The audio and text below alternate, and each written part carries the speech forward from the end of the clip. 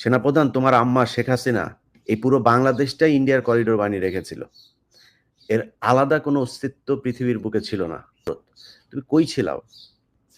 যেই জুলাই আগস্টে ছাত্রদের উপরে নির্যাতন করা হয়েছে, যে দেশের মানুষের উপর গুলি করা, সেখানে অসংখ্য ভারতীয় লোকজন এসে তারপরে ট্রেনে করে বর্ডার পার হয়ে এসে কিলিং মিশনে অংশ নিয়ে তারা সুন্দরভাবে বাংলাদেশ পার হয়ে গিয়েছে।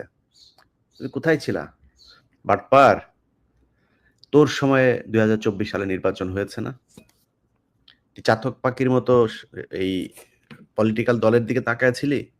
তুই তো তাকায় ছিলি তোর আম্মার দিকে। খালেদা জিয়ার বাসায় গিয়ে খালেদা জিয়ার সাথে এখন প্রীতি, তোর তো প্রীতি না করে উপায় নাই। তুই এই জন্য খালেদা জিয়ার বাসায় গেছি। 24 আগে কেন গেলি না?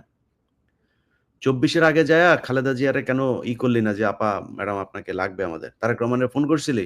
বিএনপির কোন নেতারে ফোন করছিলি? তোর মা যা বলেছে তুই সেভাবে 2024 সালে নির্বাচন করে দিয়েছিস। এই দেশের মানুষ তোদের দিকে চাতক পাখির মতো